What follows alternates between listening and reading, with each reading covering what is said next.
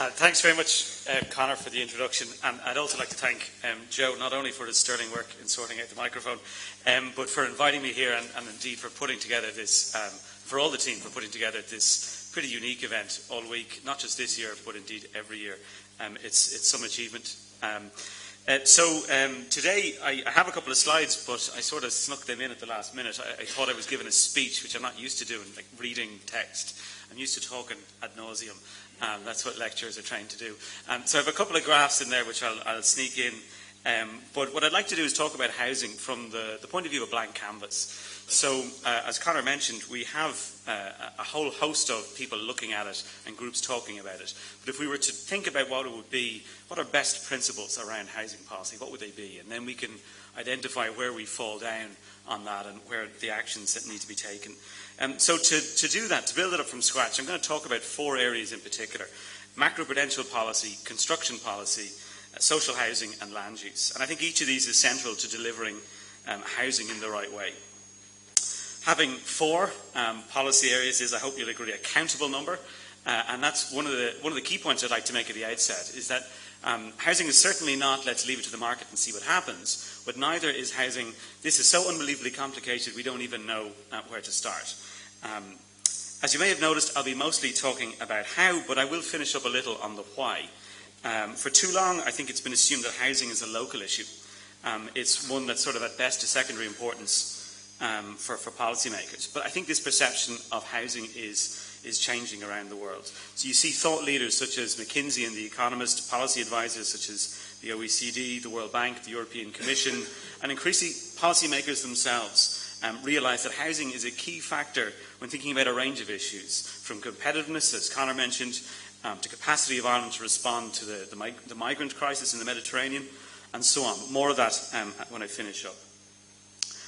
Given the importance of housing, I am, of course, delighted to see it on the agenda at the McGill Summer School. It's always, I think, been the ugly sister in the big 3 areas for government policy. Thanks. It's not that housing doesn't feature in policymaking, as Conor mentioned.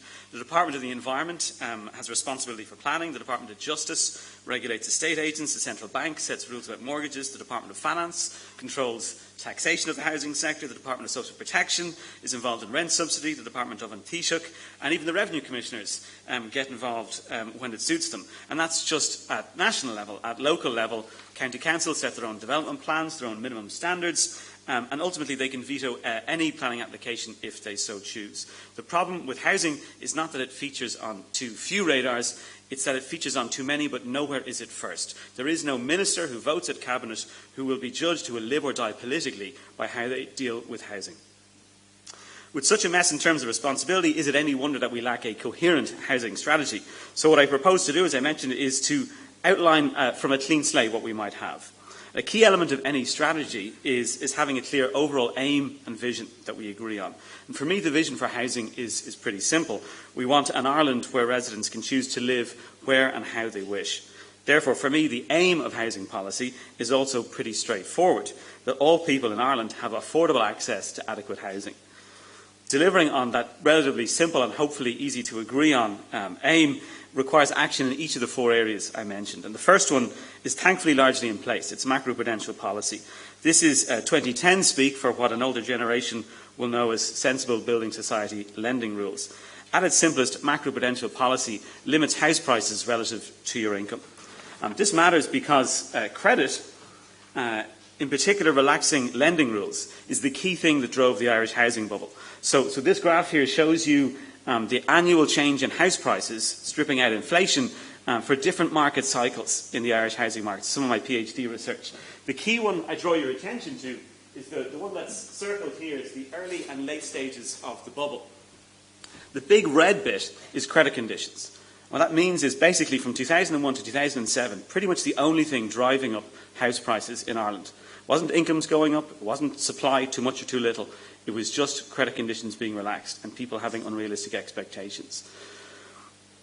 So when you think about house prices, there are actually 2 different types of factors that affect house prices. The first are fundamentals: income, supply, demographics. These are slow-moving typically slow-moving, and when nothing else is at work, you can see these in the ebb and flow of house prices over much longer periods of time than this particular one. And I'll show that in a second. The second set of factors that affects house prices is what I call asset factors. This is credit conditions and expectations. These are things that can turn overnight.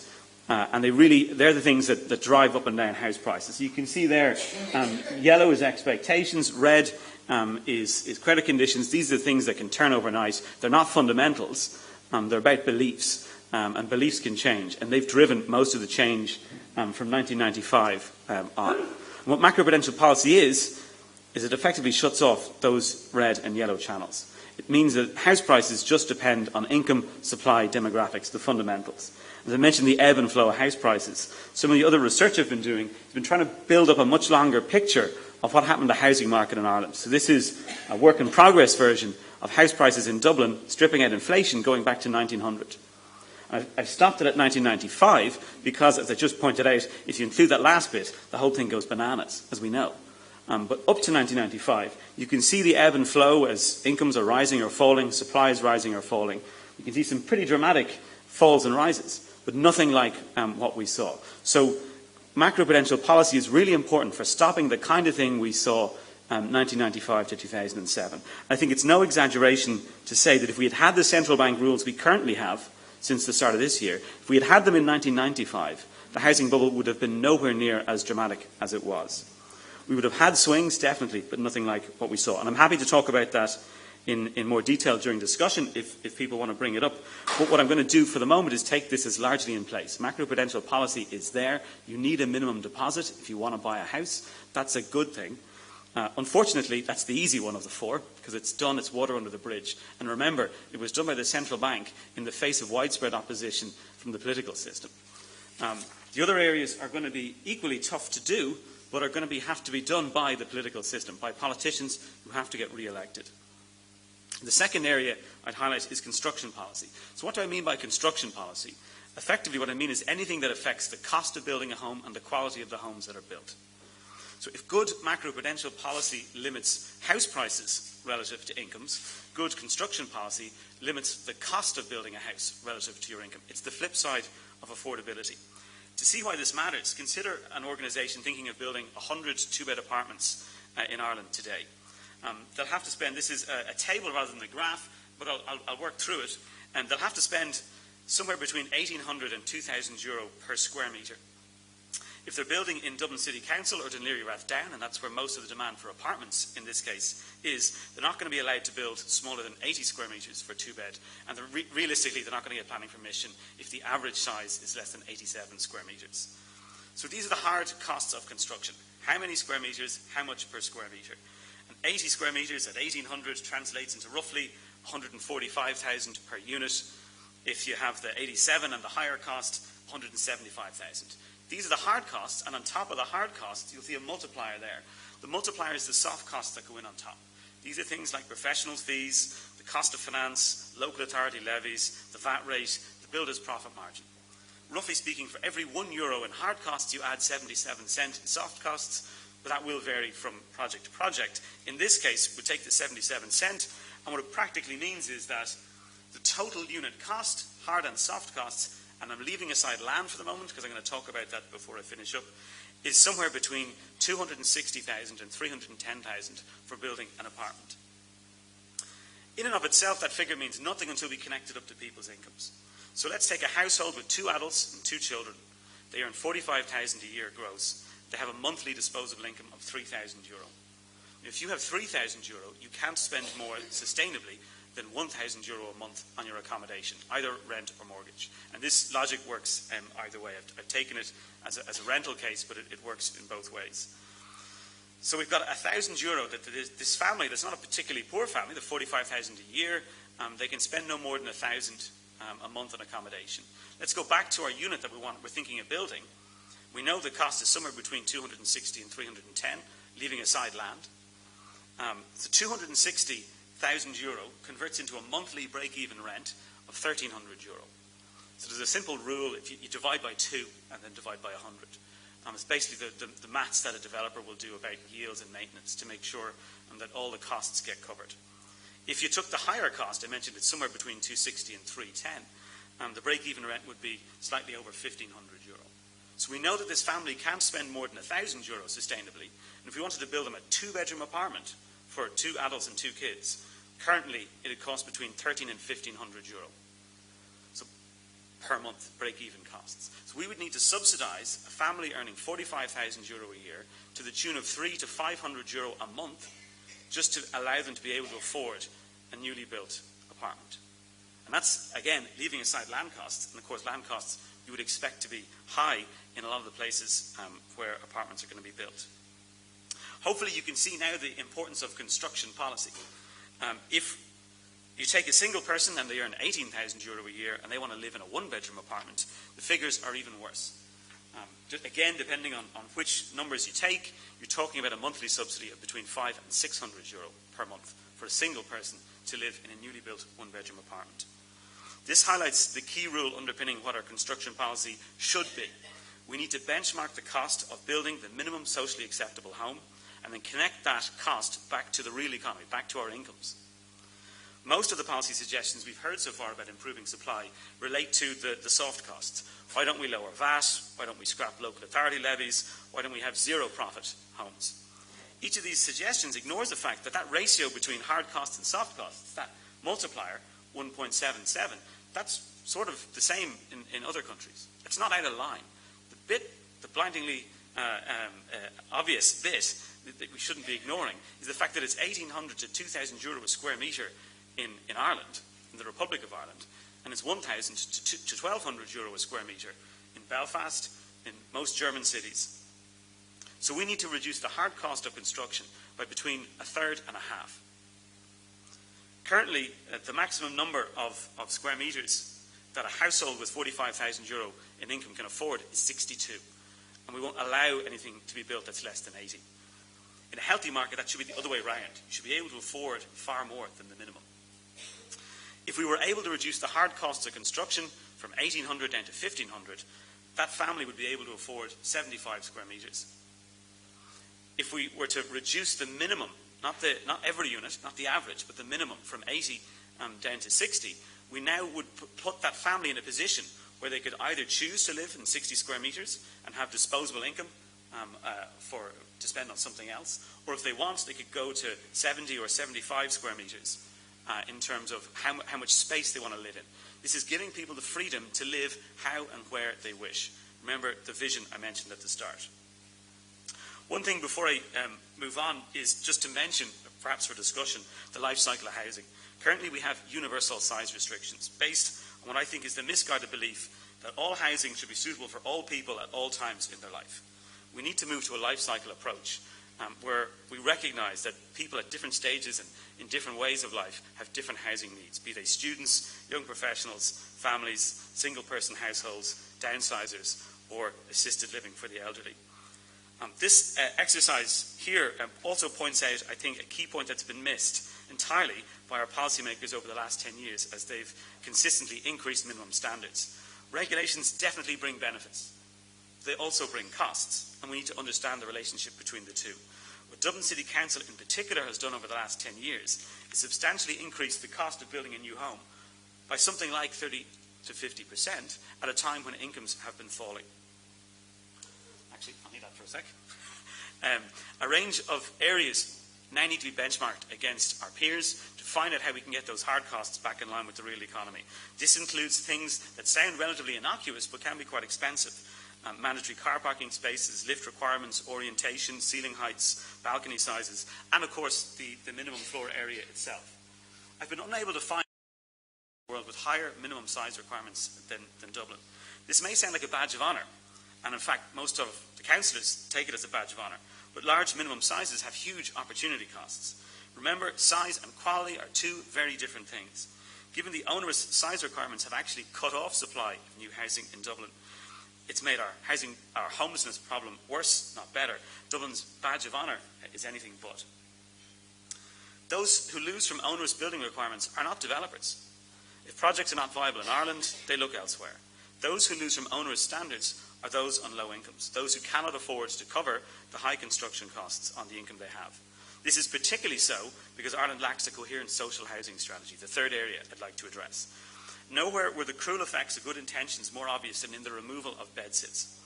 We can, of course, debate some other time whether all 30 square metre accommodation should be illegal or not, but I think ejecting a vulnerable group from their accommodation when it was obvious to all that there was nothing for them to move into just made Dublin's and Ireland's homelessness problem even worse. Thinking about how you build social housing policy, there's two key aspects: how you subsidise and how you pay for it, how you finance it. Firstly, this logic about thinking about construction costs and relating it to incomes through a concept of the break-even rent, this extends simply to social housing.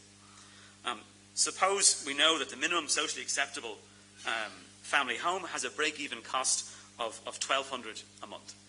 So it's a bit less than that. Suppose we manage to reduce the cost. And we say we don't want people to live in accommodation less than this quality, but this quality costs $1,200 a month to provide. That means any household with an income of less than $3,600 is going to need a subsidy. Remember, you can only spend about a third of your income on accommodation. The lower your income, the bigger a subsidy, the bigger a help you're going to need from the rest of society. In other words, social housing works best when you have an income-varying subsidy. Not if you're €1 below the threshold you get it, if you're €1 above the threshold you get nothing. But the less well off you are, the more help society gives you. And what we currently have is a fixed rent subsidy. And all that does is it pits working tenants and welfare tenants against each other, rather than helping people to live where they wish. A second quick aside, because I know some people will wonder if I'm going to talk about it or not. I haven't mentioned anywhere about regulating the level of rents. I think rent controls by limiting supply creates insiders and outsiders, winners and losers. And to be honest, you can be sure that the people who aren't going to lose out are those on higher incomes. I believe in tackling the underlying causes, not just the symptoms. So I think don't regulate rents if you don't like it. We don't like people getting sick and dying, but we don't make it illegal to be sick or die. We actually try and address the underlying issue. And the underlying issue here is inadequate income and excessive construction costs. Once that's in place, if we have an income-varying subsidy, the second key element of social housing will be much easier to restore, which is debt-financed social housing. Asking the market to provide social housing, that's oxymoronic and is going to be woefully inadequate by design. Market-based supply is pro-cyclical, demand for social housing is counter-cyclical. 2 minutes, yeah. In basic terms, 20% of nothing being built is nothing. It is inequitable also because it places the financial burden of social housing not on developers, but on those who live in new housing. And inhabitants of new homes are disproportionately young and disproportionately less well off. Funding new social homes should be something paid for by all of society and therefore by housing bodies who borrow. But until rent subsidies work, they're not going to be doing that.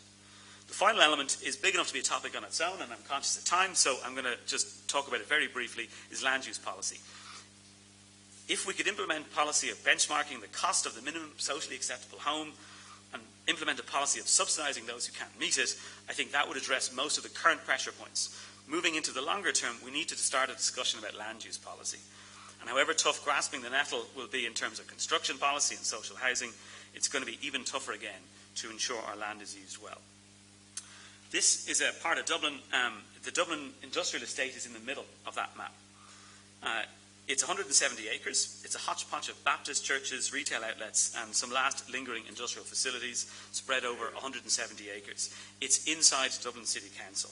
In a country with a sensible land use policy, this would have been rezoned for residential purposes a generation ago. There's a train station, there's green space, DCU, O'Connell Street is a kilometre away, the Phoenix Park is there, Talca Valley Park.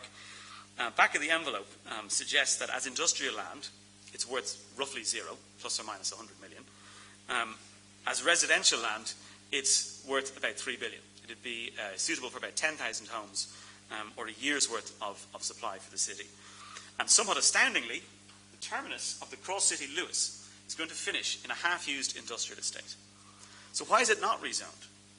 It's not rezoned because the incentives of local authorities do not match the incentives of society at large. Commercial property tax is higher than residential property tax, so it's not in Dublin City Council's financial interest to rezone this land.